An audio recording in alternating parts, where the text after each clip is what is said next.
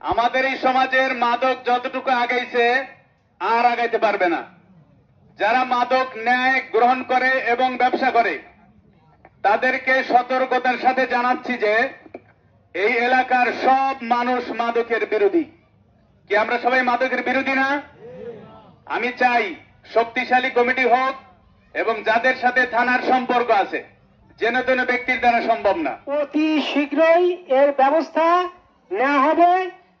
নিলে আপনি যদি তার পক্ষে কোন রকম পদক্ষেপ নেওয়ার চেষ্টা করেন, আপনাকে অবশ্যই সমাজ বিরোধী, দেশ বিরোধী আখ্যা দিয়ে আপনার বিরুদ্ধে আমরা ব্যবস্থা নিতে বাধ্য হব।